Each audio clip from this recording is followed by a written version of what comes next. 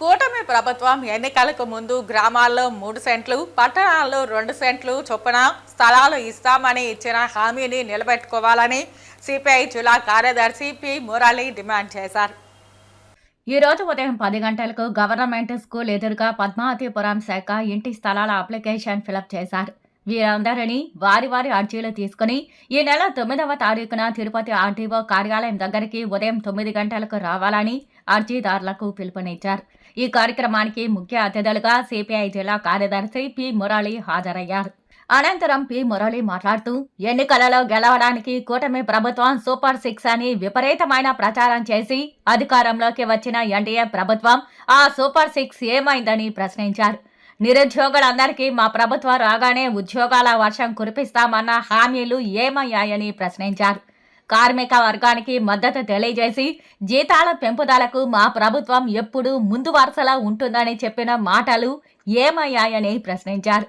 ప్రధానంగా పేద ప్రజలు తమ కుటుంబంతో సంతోషంగా ఉండాలంటే 1 సెంటులో ఇల్లు కట్టుకొని ఉండడం సాధ్యం కాదని, మా ప్రభుత్వం రాగానే పట్టణాలలో 2 సెంట్లు, గ్రామాలలో 3 సెంట్ల స్థలం కేటాయిస్తామని చెప్పిన హామీని నిలబెట్టుకోవాలని, లేని పక్షంలో పోరాటాలకు సిద్ధమవుతామని ప్రభుత్వానికి హెచ్చరిక జారీ చేశారు.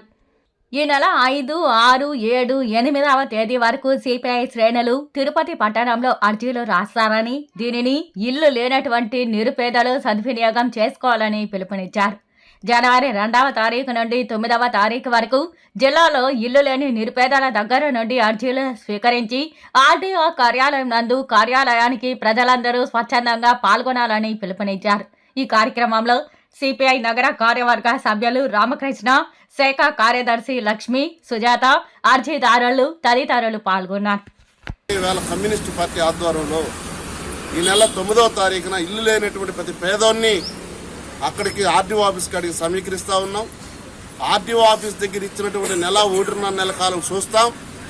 వాళ్ళకు గాన మేము ఇచ్చినటువంటి అప్లికేషన్ ఇంటి స్థలాలు కానీ ఇవ్వకపోతే భారత కమ్యూనిస్టు పార్టీ సిపిఐ ఎర్ర జెండా ఆధ్వర్యంలో ప్రభుత్వ భూములు ఎక్కడుంటే అక్కడ నైరుగా అక్కడనే సిపిఐ జెండా నాటి పేదలకు రాష్ట్ర ప్రభుత్వం ఏ పద్ధతిలో అయితే అర్బన్ ప్రాంతంలో ఉండే వాళ్ళకు 2 సెంట్లు, గ్రామీణ ప్రాంతంలో ఉండే వాళ్ళకు 3 సెంట్లు ఇస్తామని చెప్పిందో ఆ పద్ధతిలో మేమే ప్రభుత్వ భూమిని పంచుతాం.